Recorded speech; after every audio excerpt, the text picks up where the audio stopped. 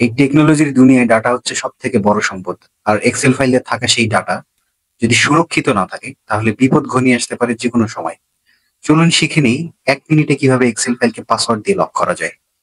আপনার যে ফাইলটি আপনি লক করতে চান সেই ফাইলটি ওপেন করার পরে আপনি চলে যাবেন ফাইল মেনুতে। ফাইল মেনু থেকে চলে যাবেন save as a. Save as থেকে ব্রাউজার থেকে যে লোকেশনে আপনি সেভ করবেন সেই লোকেশনটি দিয়ে আপনি ফাইলের একটি নাম দিয়ে দিবেন। এরপরে আপনি এই নিচের টুল অপশনটি থেকে জেনারেল অপশন সিলেক্ট করবেন। এরপরে আপনি একটি পাসওয়ার্ড দিয়ে দিবেন পাসওয়ার্ড টু ওপেন এর এই বক্সে। আমি দিয়ে দিলাম 1 2 3 4 দিয়ে ওকে দিয়ে দিলে আপনাকে আবার রি-এন্টার পাসওয়ার্ড দিতে হবে 1 2 3 4 দিয়ে ওকে দিব। ওকে দিলে আমার পাসওয়ার্ডটি সেট হয়ে গেছে। এরপর আমি সেভ দিয়ে দিলে ফাইলটি পাসওয়ার্ড প্রোটেক্টেড হয়ে সেভ হয়ে যাবে। এরপর আমি ফাইলটি ক্লোজ করে দেখব পাসওয়ার্ড প্রোটেক্টেড হয়েছে কিনা। আমি ফাইলটিতে যখন ওপেন করব তখন এখানে আমার পাসওয়ার্ড চাচ্ছে। সো এটা অন্য কেউ সেই কাঙ্ক্ষিত পাসওয়ার্ড ছাড়া ওপেন করতে পারবে না।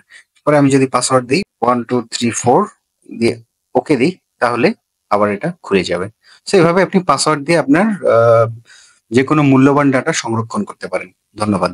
ভিডিওটি ভালো লাগলে একটি লাইক দিবেন এবং কমেন্টস করে আপনার মূল্যবান মতামত জানাবেন।